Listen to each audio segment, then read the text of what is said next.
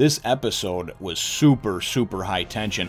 And it also helped to really further develop the character of Michonne, her background, and I really liked it. One mullet to rule them all, one mullet to find them, one mullet to bring them all, and in the darkness bind them. Well, hello, my brothers and sisters of the Nerd Dead Nation. I, as always, am Jim, here to bring you another review on just the awesome and grisly and just harrowing tale of The Walking Dead. Now, this, of course, review is for Season 4, Episode 11. And really, the last couple of episodes coming out of the break, although they've been very good, were a little bit fractured in the sense that there's so many different groups to follow now. It feels like it has almost like a Game of Thrones feel. And I enjoyed Game of Thrones in the third season, but there were so many different factions to follow that you were really only seeing them every other episode because they just didn't have time. And they didn't want to just jam everybody in and only have everybody have a few minutes. So that's kind of where we did. We came out of the break, and the first episode was about Carl and Rick and Michonne, and then, of course, them kind of meeting up at the end of that episode, which was very good. And then last week's was on all the other groups that we had. And at the end of the episode, you, of course, saw Glenn and Tara running into these three figures who we know and have formerly met in this one and introduced as Abraham Ford, Rosita, and Eugene, the man with the mullet. So this episode focuses on that faction right there, that group, I guess you would call it, Glenn and Tara, and it really kind of picks up right where the last one left off. And although it goes back and forth a little bit, the main idea of it is it's really to kind of showcase and get us to know these characters a little better. As I understand, they're very big in the comic books, or at least Abraham is, so they're trying to go and bring him in here and kind of shoehorn him into a series that is already established, of course, but then to kind of bring him in and start giving him some front and center spotlight time. So that's kind of what I took from this one. We saw him, they stopped because they had to clear some cars in a row. We saw him brutally kill some zombies, smile while he was doing it. Seems that he really enjoys it. He was introduced himself as, I believe, a sergeant. So he was an NCO, non-commissioned officer in the Army, in the military of some kind. And then we find out it seems like Rosita, apparently during the apocalypse, it's still okay to walk around with Daisy Dukes and your shirt tied up with your midriff showing and everything else. To me, she kind of looks like a like a Britney Spears or a something like that. Just, hey, look at me, look at my ass, look at me for attention. And then there's Eugene, the man with the mullet. The whole idea, really, for their portion of what they're doing, that's how I'm going to break this review up, is that we wind up finding out, in fact, as Glenn wakes up, and Glenn's like, whoa, hold on a second, and Tara tells him that they passed the bus a few hours ago while he was passed out, and that there was no survivors, everybody was dead, and he assumed that Maggie was on the bus. But anyway, Glenn winds up going and getting them to stop the truck by force. He actually starts smashing in the window in the back because they won't stop it. And him and Abraham, before they wind up getting into this fist fight, which was actually pretty cool as well, Abraham explains to him who they are and what they're doing. I guess they've had some contact through radio, CB, something like that, with Washington, and there's some people that have been working on a cure for this. And it's kind of cool because since the first season at the CDC, we haven't heard, seen, or any shit about a cure, right? And you'd think that there'd be somebody left on this planet that's not just running for their lives from these things and trying to actually reverse this or cure this, So it was kind of cool because we find out that this Eugene, the man with the mullet, the master mullet, the mullet that will save the world, apparently has some kind of knowledge or information and knows what actually caused this or how to actually fix it. So Abraham's whole mission at this point is, hey, we are in Georgia. I need to get him to Washington, D.C., which is a several hundred-mile trip. Certainly very dangerous, but he says the best defense against these things is, of course, people, strength in numbers, and then, of course, staying stuck onto each other like glue. Glenn doesn't want to have anything to do with that. Glenn's like, fuck you. And, it's funny because you see the choices now. A year ago, Glenn's choice may have been, hey, you know what? Try to go after my wife who's probably dead anyway, or save the world. Glenn probably would have went and tried to save the world, right? But you become so... You forget how the world was before this happened, I would think anyway. And after a year and a half, 2 years of just scavenging and surviving and just living minute to minute, day to day, right? Hour to hour sometimes.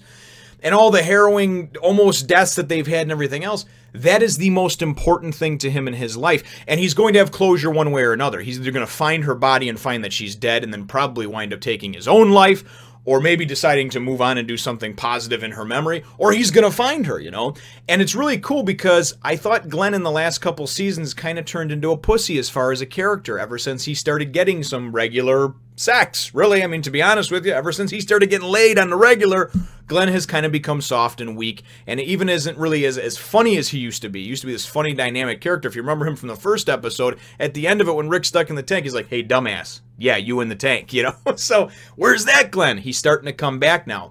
So as Abraham's chasing him, Glenn goes, you know, or trying to run him down and tell him about you should this, you should that. Glenn just turns around. Abraham's got about 6 inches and about 70, 80 pounds on him, right? Glenn turns around and just fucking cold cocks him, man. I mean, just a complete sucker punch because Abraham didn't see it coming. But then Abraham gets up, right, as Glenn's walking out. He tackles him, and they're fighting and tussling on the ground.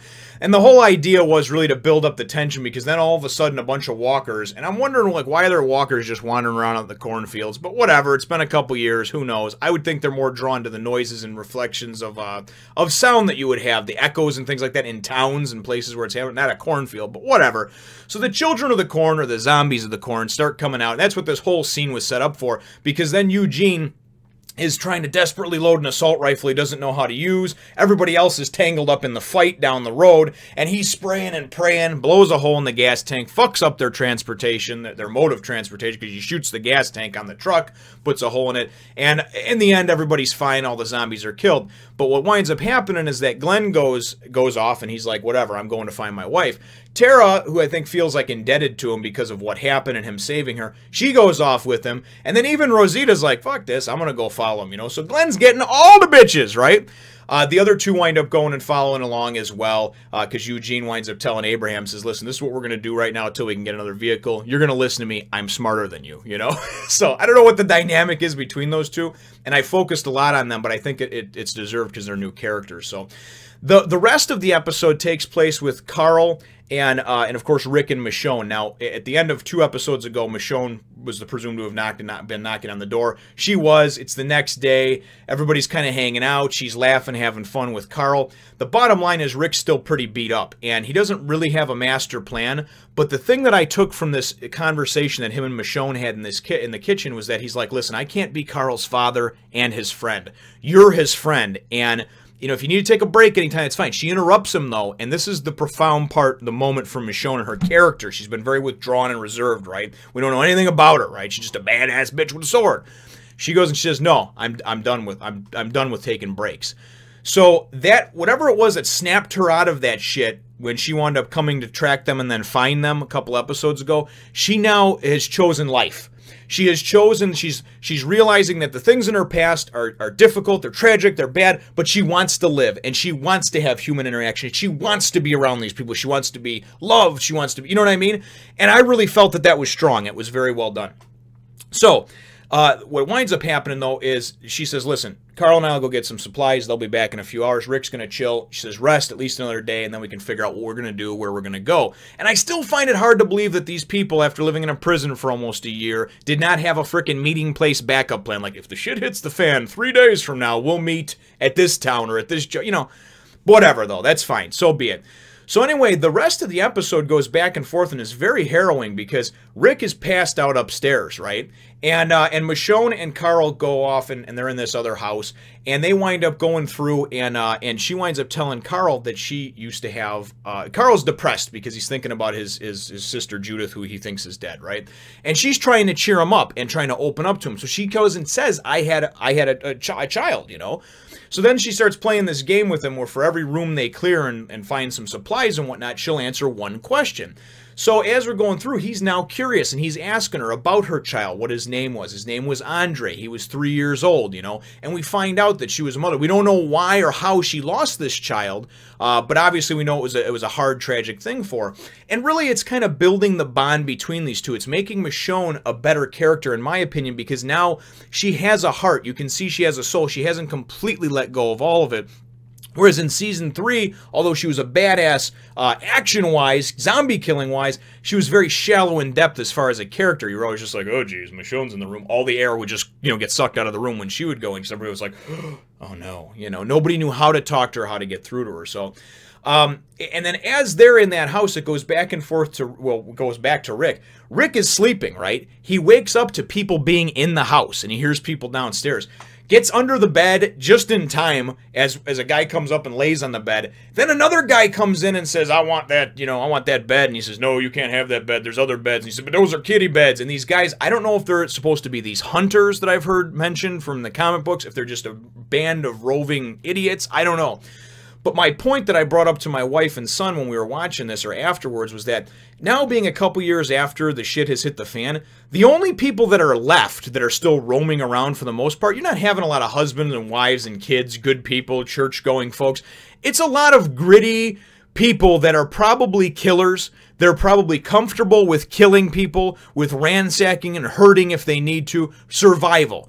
And whether that's good or bad, I don't really know, but I'm just saying that after a couple of years, you're probably not running into a lot of, like, friendly people, like, oh, I'm just trying to get my kids from here to there and save them. It's probably a lot of like-minded individuals that have banded together that are basically people that, once the rules of society have gone out the window, this is their playground, because it's like, I don't mind slitting a dude's throat. I don't mind bashing a guy's face in. And we see that with these two that they're in a group together, and the one guy wants the bed from the other guy, so he literally goes and chokes him out.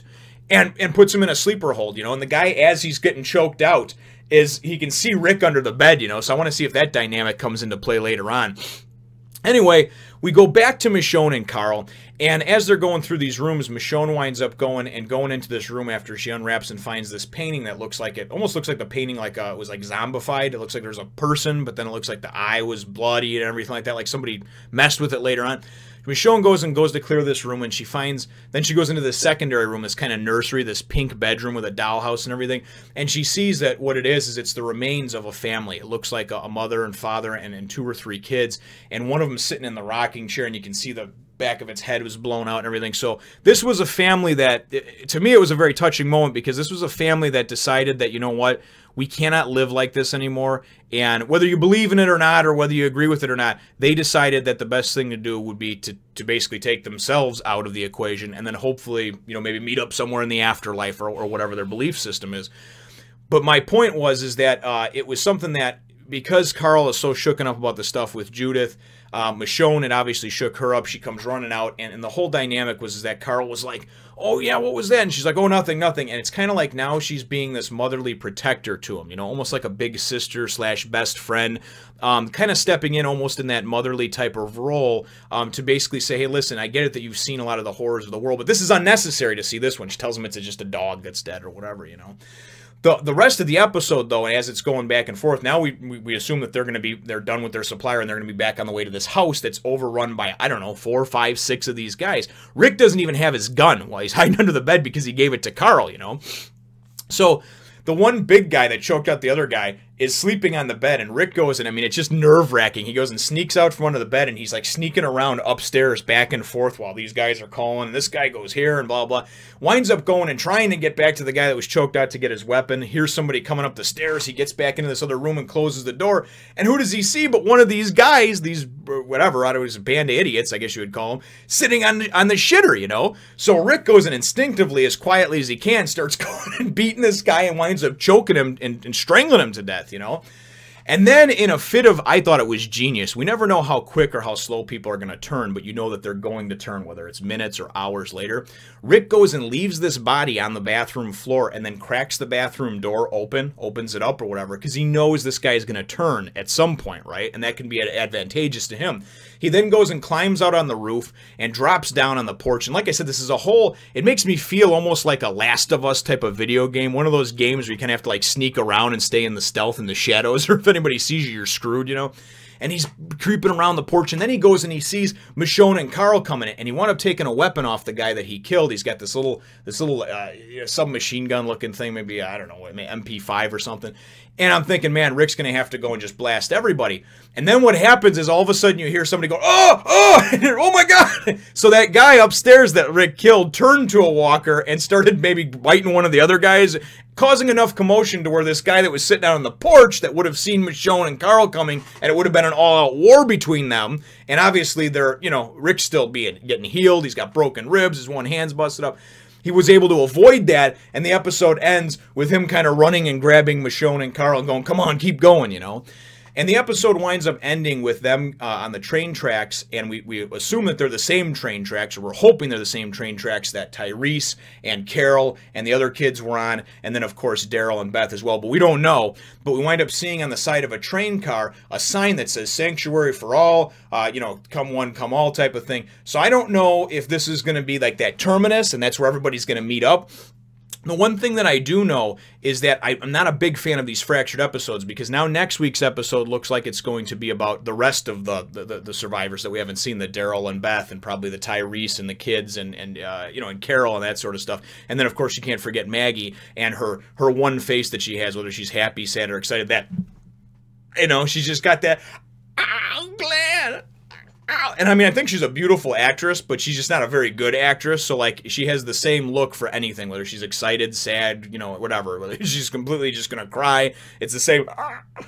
Anyways, though, all in all, though, I thought it was a very good episode, very tense, and it was really kind of neat to see some of that character progression for Michonne, as well as introducing these other characters, and now kind of feeling like there is an overarching purpose, okay? I don't know what happened in the comics. I don't know what happens ahead. I don't know what happens in Washington, D.C. All I know is that this Abraham said, hey, listen, he's one of the keys to the cure, and we lost contact with the people in Washington a couple weeks ago, so they're assuming that maybe they're dead, something happened to them. And the bottom line is that he's saying, hey, listen, you know, it's about saving the world, you know. So I don't know what his purpose is, if he's got hidden motives, who he lost, whatever. But I like the characters, I like the introductions, and I thought all in all it was very good and very dynamic. So my episode question, though, for you is, what were your thoughts on this band of rovers, or whatever these, I mean, marauders that were in this house? Out of all the houses they could come into, right, that were in this area, they wind up coming into the house that Rick happens to be staying in.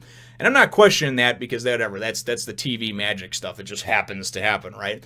But what are your thoughts? I mean, are these people... I think that it's going to come into play later on, because that guy, before he got choked out, that saw Rick, he saw him, right? So when that guy comes back too, you know, and they realize that this guy, in fact, killed one of their people, turned him into his eye, maybe bit another guy, you know, they're going to be out for blood. And I have a feeling that whether these are these hunters or whatever they are, I have a feeling that some point in this season, before it ends, it's going to come back into play. And that guy who saw Rick obviously can identify him, and that may, again, it may wind up coming into play down the road, you know, and being a danger to them. So let me know what your thoughts are, though, brothers and sisters, in the comments down below. Feel free to hit the thumbs up, the like button if you should think that I deserve it, and subscribe if you haven't done so already. We look forward to catching all of you in the next one, nation. Here's a picture of old Rick with his peacemaker. Remember to follow me over on Twitter and Facebook for more.